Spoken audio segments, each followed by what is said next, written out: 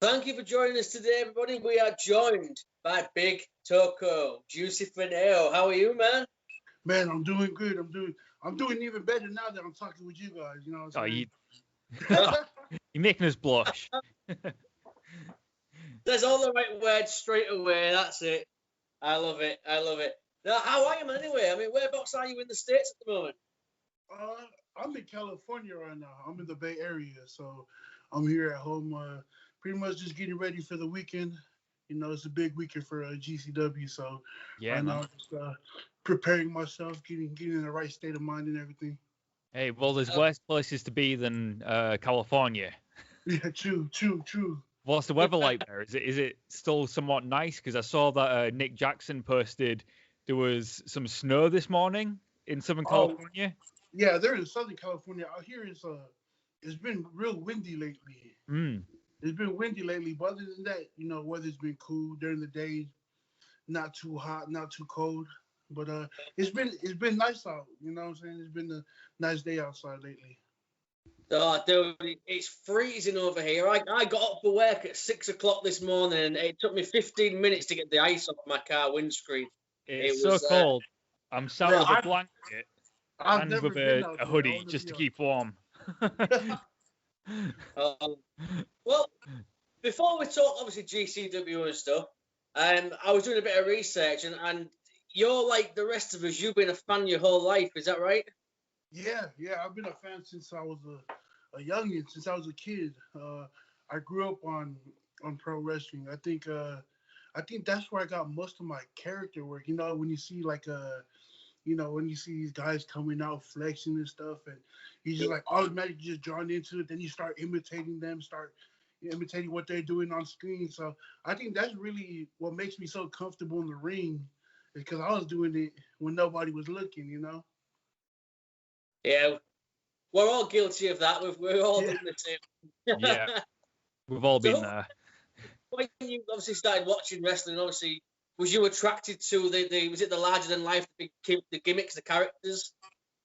Yeah, actually it was. Also it was seeing people like Rikishi. You know, because growing up, you never really seen people like, I never was really able to see people who look like me on the television set. So when he came across my TV, I'm like, yo, we look alike. We could be family. That's awesome. You know, that's what drew me in. I was like, you know what? There's people that look like me, him, The Rock, and then Haku came, and I was like, what the heck? Like they look like me, and then you know it gives me that, oh, maybe I can do this one day. So that was the first time, like, and then you know the character that just comes with it. You know, Rikishi has his character down to a T. The Rock, over exaggeration. You know what I'm saying? All that stuff, it just drew me in because I never seen people like my people act like that. Yeah. You know? So it was great. It really that's what brought me into it. Some of the greatest wrestlers of all time, they just named, obviously, like The Rock, one of the greatest wrestlers of all time. Rikishi, one of the best characters, I think. Yep. Like, really underrated worker as well. I feel like doesn't get enough credit for how good he was in the ring. But who was it who you initially like saw and thought, this guy makes me want to be a professional wrestler? Can you remember who it was? The one that caught my eye, or like it caught me off guard, was Billy Gunn. Really? Yeah. I was just drawn. I don't know why, but I was just drawn into, like, he had like the beach blonde hair, and he was just telling everybody to kiss his ass. I'm like, yo, this is fucking great. I'm like really young, you know, like I'm young. This is like this is like attitude area. I'm like, yo, I've never seen any of this before. Now I'm going to school telling people to kiss my ass and stuff. You know what I'm saying? So that he was the one that brought me like caught my attention. And then Rikishi started rolling in. Yeah. The Rock and them, and I was like, yo, what the hell? And there's like different people like who resemble different cultures and stuff. So I think that's what really, like, all right, yeah, I can do this for real. And how insane is it as well that Billy Gunn is 57 and he still looks like he does as well, and he's still going. You see that man? That man is not aged. He's just still looks good. And he still moves in the ring like he's about 30 years younger. Oh, I don't get man. it. He still got it. He's still got it, yeah. Oh man, yeah. Obviously, you started your training. I know you train us with Rick Luxury. But your main training, you flew out to. Am I right? You flew out to New Zealand to train with Bad Luck Fale. Yeah, so I was maybe like because I was training here, so I was probably about not even a year. Oh yeah, maybe a year into my training already, and then I decided to fly out to Fale Dojo, and then that's where I kind of like learned how to work, like not strong style, but the way that Fale-san taught me. So I trained at the Fale Dojo under Fale-san and Tony Kozina, Tony-san. Yeah. So those are the guys that I trained under. And actually, we had we had one kid from the UK in my intake. Oh yeah. Yeah, so that's pretty funny now that I'm talking to you guys. Yeah. Can you remember who it was? Yeah, I don't know. I don't know if he has a wrestling name or a worker name, but his name is Sam Davis. Sam Davis. Yeah. Yeah. He's cool. a photographer, but yeah, he's from the UK, and he came out there. He was one of the only ones from the UK to come out to Fale Dojo. It shows that people come from all over the world to train with Fale because he's got such a good reputation as a trainer. Yeah, it's funny too because when he was telling us about his dojo, at first he opened up the dojo to to appeal to like the kids in his area, in the Polynesian area in Auckland, New Zealand. And he said, funny enough, is he had more out of the country students come in than the kids from New Zealand who wanted to do it. That makes sense. Became international. So yeah, it's so respected, so well respected as a trainer. I can imagine he does get a lot of international people come in. How important do you think it's been to you, getting the chance to train with Fale? Do you feel like it's given you, like what you needed in your young career, all the tools that you needed? Yeah, I think personally it does. When I was there, one of the biggest things was holding yourself accountable. That's really what it was holding yourself accountable. Don't give people a reason, whatever it may be, but just don't give them a reason, and really just showing heart and really just because it was just really trying to dig deep into who you really are, so me going to the dojo, man, so unfit, I would mentally quit and stuff, but man, him just really just putting that onto you and like really like the respect wise, it's all on you. Like at the end of the day, nobody can come do the hard work for you. So that's why I don't look at hard work as hard work no more. I just look at it as like I just gotta do this to get to the next level type stuff. So if anything, that's what the dojo taught me, how to really just take care of myself in the business aspect of pro wrestling. Also, being able to take care of others in the ring. So the dojo was really a big part. So I'm supposed to be going back soon. So, well, you said about doing the work and just, I think you've got a really good work ethic anyway. Because I remember seeing a tweet about you flying from California to the Collective to help out with ring work. I think that speaks a lot about your work ethic, as a person too, because if you're not even booked on the show, but you come in from California to help out with the ring, that seems like an amazing mentality to have in wrestling. Is that kind of like what Fale taught you as well? Like just to help out wherever you can do in wrestling? So with that, I actually learned that here in the Bay Area. A lot of here in the Bay Area, the way to get onto shows is to just show up and do ring crew. So my trainer is the one, Rick Luxury. He's the one that at first was putting that into us. If you want to get on a show, you know what you need to do. Just show up to whatever company's running and do ring crew, whatever they need, just do it. So I kept that in, my mentality. Also, I'm used to doing hard work. I did construction and stuff, so I'm used to doing like lifting and stuff like that. But when Rick would tell us, go to these shows. This is how you get on. I remember like, damn, the collective. That's like the indie WrestleMania, Yeah. So like, I'm thinking to myself like, damn, I never really, I never been to that side. But me thinking, oh, I need to be there. I just booked my ticket and headed out there. Just no questions asked. Don't need a. Paid off for you, dude, because I remember. Oh yeah. I remember you absolutely destroying a ring full of people. I can't remember off the top of my head who it was, but I know there was about 6 people who you just absolutely decimated. So how cool was that for you to be in the ring at the collective, laying waste to people? Oh man, I think at first, when I walked through the curtain, I was like, damn, nobody knows who I am. Like everybody in there, that was their first time ever seeing me work. And the only time they seen me was, on Twitter and stuff like that. So they don't really know how I work. So I came out and nobody was like, I walked out and nobody was cheering. And I'm like, all right, man, I got to make this hype. So I started hyping myself up going towards the ring. And then, like, right there and then, like, as I climbed onto the thing, I knew as soon as I hit that first move, I had them in the palms of my hand. Yeah. So, it was a great reaction. Like, I remember thinking, like, everything you did looked devastating. And I think it was one of those chances where even if people don't know who you are, you can use that to your advantage because you had a chance to make them remember who you are.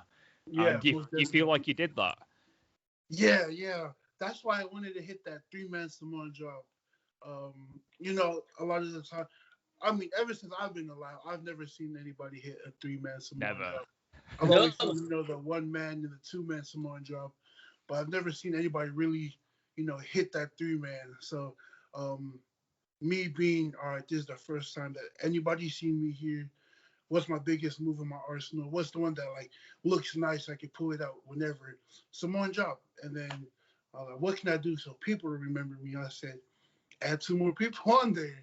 So, I was just like, all right, man, I have to make a statement and it has to be right now. So that's what the 3-man Samoan drop was.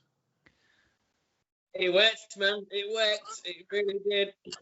You had us hooked. I mean, obviously, we mentioned Fale. Obviously, you mentioned as well Rikishi earlier. You actually got to spend time with Rikishi as well. What was it like getting to learn from him?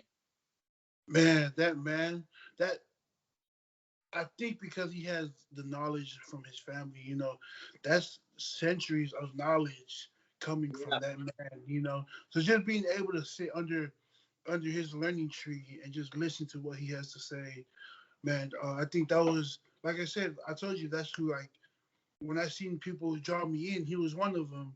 And so being able to see the Rikishi on TV, to see the Rikishi as a mentor to me, in that time, it was like during the whole COVID era, and just like listening and just talking business and like how to hold yourself, never let people take advantage of you, or just doing the work pretty much, kind of same philosophy that that Fale-san was teaching me.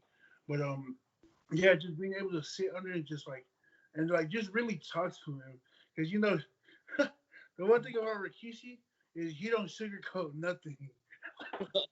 He's gonna tell you how it is. So that's one of the things that I appreciated the most was him telling me how it is and how it's supposed to go. Telling me what works and what doesn't work. So being able to sit under that learning tree of his, man, it was great. Well, did you learn? I guess from Rikishi, he's gonna teach you some pretty heavy hitting moves. Some how to make everything look so devastating, like he showed at the collective. The reason I ask is because GCW itself has some pretty heavy hitters. They've got Calvin Tankman, KTB, and I know you've already mixed it up with KTB at Last Resort. How do you feel like you fit into the GCW landscape? Do you feel like you've got potential to be the heaviest hitter there? With me, I think I fit in well. I think I do fit in. I fit in well. I think I'm like I'm just something that doesn't come around often though. The way who I am and the way the way I hold myself and stuff. I think I just bring a different type of, big man to the game. You have Calvin Tankman, who's agile and he's just so explosive and so quick for a man his size. You know what I'm saying? And he's big. Yeah. Then you have KTB, who doesn't. You would look at him and you wouldn't think he's as strong. That man is a beast. Yeah. That man is strong as hell. Have you seen him do he does a tightrope and he throws him onto a table? Yeah. Oh my goodness. You know how strong they have to be to hold their weight and to balance on the rope and toss him? Like, that man is ridiculously strong. So I feel like I bring in the best of those worlds. Like, I haven't been able to really show my strength at GCW because I'm trying to, I'm big, I can move too. But people don't know that I'm strong. Like, I haven't been able to show my strength-wise, which I really want to show soon. So being able to just pretty much carve my own road in where GCW is. You have the Calvin Tankmans and you have the KTBs. And I want one day for somebody to be like, well, you have the Juicy Finaus too, So I for sure want to make my way in there. I think you've already shown how agile you are. Go on, Jamie. No, I'm just gonna say, dude, you've already got us hooked in. So I mean, you're up there for them with us, man. We think you're awesome. I mean, you're up there with us guys. True, man. True. I remember you doing this move at Last Resort where it was you versus KTB. KTB sat in the chair and you come off with a senton and absolutely crush KTB, like destroy him. And I feel bad for the chair. Yeah, man. I just remember thinking, all right, this guy's got my attention now. Like, it's a lot of things like you doing the Freeman Samoan drop, that chair bit with KTB.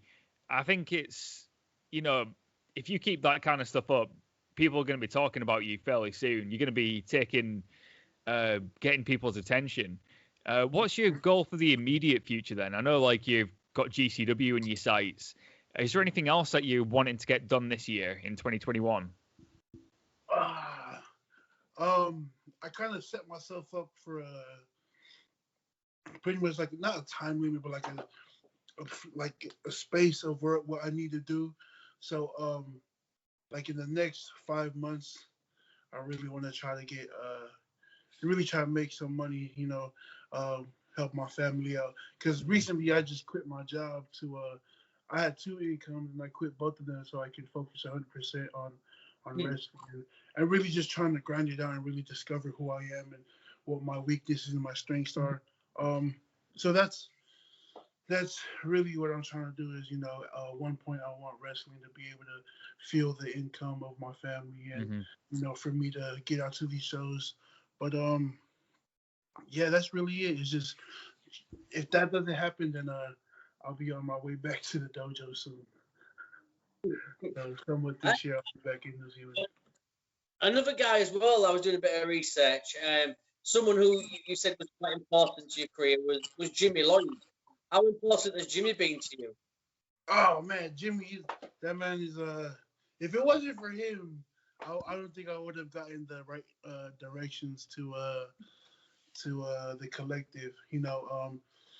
Pretty much the whole week I was hitting up, people who were going to be there. And I was, hitting up, just everybody. And I was like, hey, how you doing? My name is, GC Finau. I'm coming out to the collective. If there's anything I can do, please let me know. But I was hitting up people for the address and where I need to go and what I need to do. And nobody responded back to me. So the only one that responded back to me was Jimmy Lloyd. And Jimmy was telling me, he was like, they need help. They need help to do a ring crew on Thursday at 11. But my flight was on Thursday at 10 a.m. So I got off of work on Wednesday, switched my flight to Wednesday morning, or the last flight leaving out. And then I got there just in time to do the ring crew the next day. So if it wasn't for Jimmy Lloyd reading my DM and getting back to me, I probably wouldn't be here. So I appreciate that, man. Amazing, man. Another thing, obviously, when I was reading about you and Fale, you said you connected over was it your Tongan heritage as well. Yeah. How important has it been for you to showcase your, to show your Tongan heritage? Oh man, it's actually really one of my like, with people when they come into wrestling, they have to figure out what works for them. They have to figure out a gimmick and stuff. Yeah. I got lucky. I was born into a gimmick. Yeah. I was born into that. But being that, there's a lot of stuff that comes with it. As you know, there's a bunch of Samoan wrestlers. There's a ton of them, but there's only a handful of Tongan wrestlers. There isn't as much as Samoan wrestlers, but to me, I feel like I have to hold myself to a standard where I gotta represent the Tongans that wrestled before me. Like King Haku and Barbarian and them, and also also the OGs that are still doing it. Like God in New Japan, Fale-san, Lady Tapa. So there's a good crop of Tongans right now that are making their way. They're still in the developmental system, but we're still trying to get up there right now. So I know there's like Tongan twins out here, 2 Tongan twins out here in Vallejo. GOD's younger brother, Hikuleo. They also have a cousin out there, So I think pro wrestling is pretty much, because what I'm seeing now is pro wrestling is like now getting into the Polynesian community. Mm-hmm. I think I don't want to say me, but I think like they see somebody who looks like them from the hood and like, oh, what? He's not playing football, but he's still finding ways to do, make a life for himself. Yeah. So I think a lot of Polynesians are looking at like, oh, well, let's get our comfort zone. Let's do this and that. So it's also important because, I have to like hold this standard up, being respectful as a Tongan. When Tonga was discovered, they were called the Friendly Islands because they're so friendly, So that's one of the things I gotta, that I try to uphold as well, just being a friendly person, but also being a fierce warrior that my bloodline is. Do you feel like the pressure of having the heritage and that to live up to, like you said, some incredible Tongan wrestlers, do you feel like that pressure helps you, want to be better and want to succeed? Yeah, most definitely. Like, with me, I don't want to be known as just another Tongan wrestler. The Tongan wrestlers, Haku, that man is a king, barbarian, a warrior. What I'm saying? Then the his sons, that's like he has an empire going, and like me just watching like, we went from savages and kings to being some badass motherfuckers. You see how they hold themselves in New Japan, like they run the place in New Japan. Fale-san, just silent but deadly, he's got that silent killer in him, so being like seeing them not just touch on the, oh, I'm just gonna be a savage the rest of my career. Like they're able to evolve into, who they really are, So me being able to see that and I'm like, oh, I don't have to have a warrior name to be known as I'm Tongan. Like they're gonna see me and like, oh, he's Tongan, So I think that's why I came up on the name Juicy. you go, oh, his name is Juicy. What the hell? But then you see me in the ring, like, damn. Yeah. So damn. So that's really being able, like, they're up here, the Tongans. Yeah. For me, they're up here and I'm right here. So I gotta make my way up there to just represent. Sorry for rambling, guys. No, absolutely. The whole point of the show is for you to ramble and speak about things like. But yeah, I think it's awesome that you, like you said, you chose the name Juicy.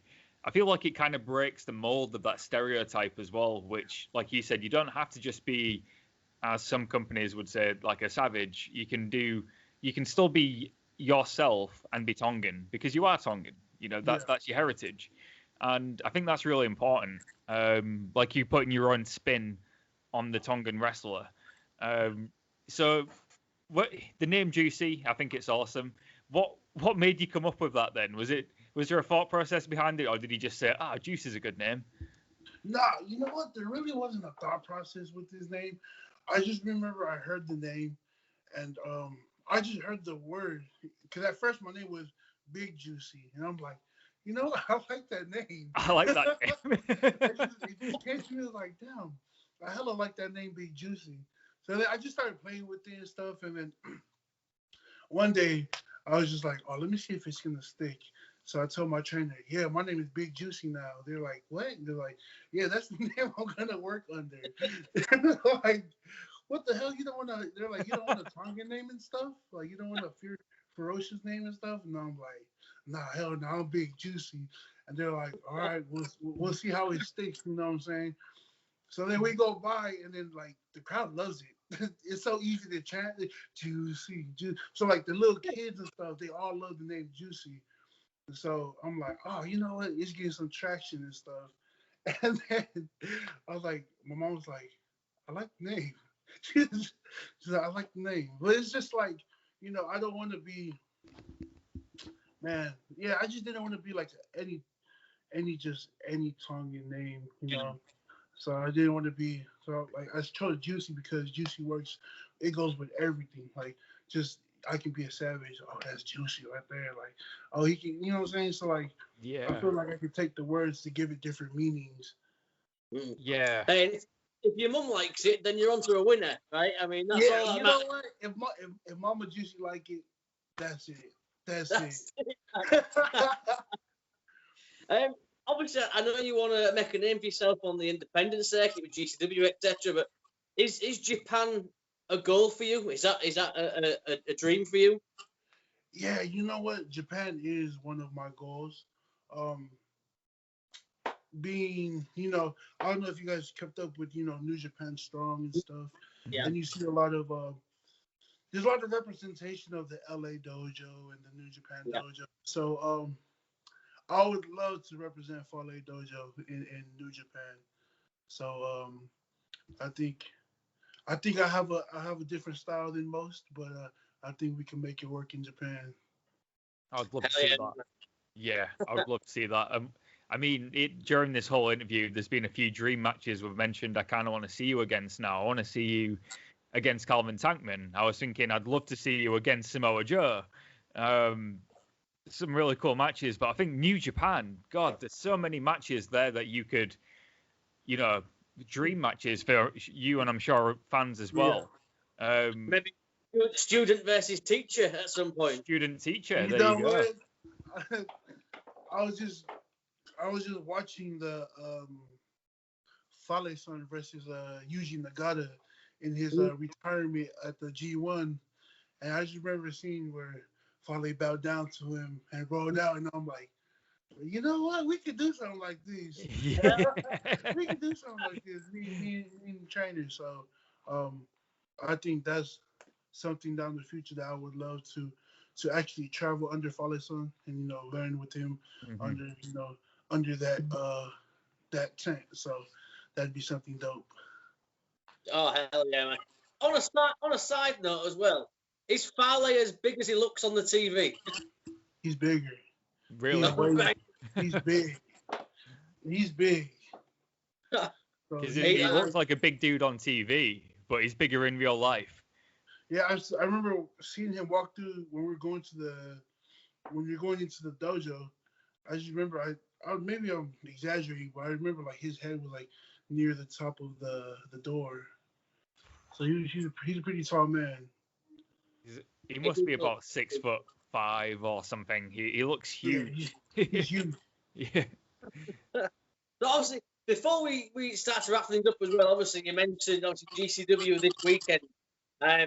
What should we expect? Because we're incredibly excited this weekend. Yo, all right. Let me go ahead and promote GCW right now, bro. But All right, GCW is running 24 hours from January 29th, 8 p.m. to January 30th, 8 p.m. And like, I don't know if have you guys seen like the updates on like the matches yet and like the shows being held? I've seen a few of them today. Oh my goodness! All of them. It looks incredible though. Like the matches that have been announced so far, I'm like, all right, I already know this is gonna be like a mini collective. This is literally what it is. So you got Effie's Big Gay Block. You got Jimmy's Up All Night. You got what? You got the Deathmatch Show. You got 30. You got what? Iron Man Challenge. Like there's so much stuff going on. You got Wind of God. You know what I'm saying? So I'm just, I'm so It's excited. gonna be amazing, man. There's never been anything like that in wrestling. A 24-hour show. 24, and it's not pre-recorded. There's no matches that are pre-taped. Everything is live, and it's just like right there. So I think that's gonna be like the biggest. Like we making history. You know what I'm saying? We making history. We'll be cheering you on, man. Yeah. Appreciate it. We'll be with you. I think as well, obviously, one final thing, like you said, during the pandemic, I think GCW have really stood out during the pandemic and kept the flag waving for independent wrestling. Is that how you've seen it as well? Yeah. So even before the pandemic, to me, GCW was always, I mean, in my eyes, you know, from when I started, GCW was the only one that I seen really holding that bar up for independent pro wrestling. You know, of course, there was Evolve and stuff like that, but I feel like GCW was really the ones that catered to the independent circuit, you know, really giving people those opportunities with the collective and stuff like that. And even, like, look at this, like, we're in the pandemic, and they're like, all right, let's get people paid, you know, doing the collective in Indianapolis. And then we did the show in Las Vegas, where the 100% of it went to the wrestlers. None of it went to Brett and them, you know. So this showing that GCW is really for the people, really for the workers and stuff. It's just like, oh damn, like that's why I want to stick with them, because you know they showing me love when it's hard right now. It's hard. Oh yeah.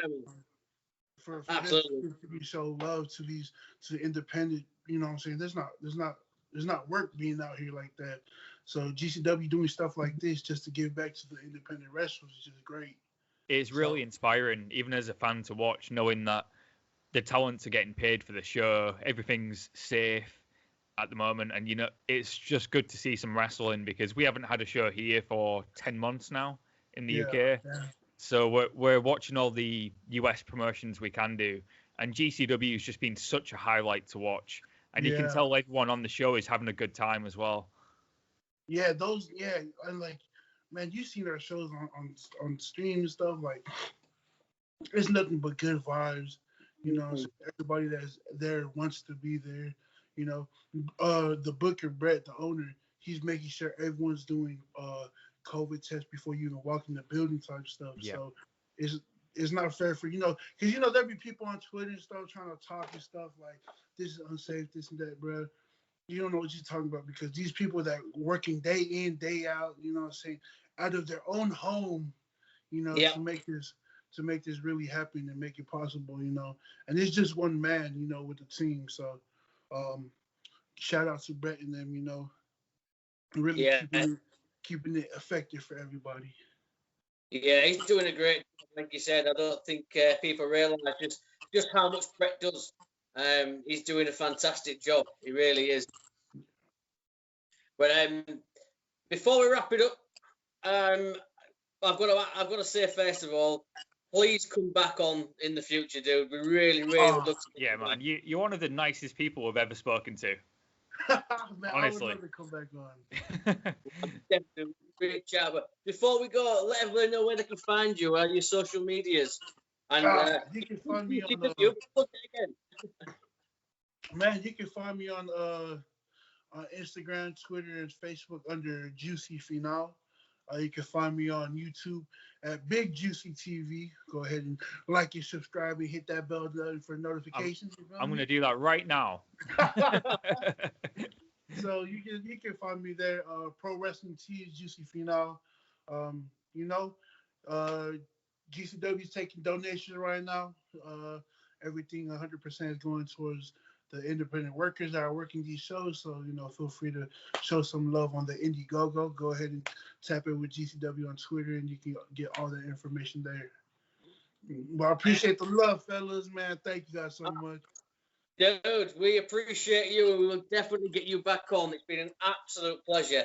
For now, Toko, this is Finau. We are Ringsiders. Thank you. All right, fellas. Appreciate it, Tacos.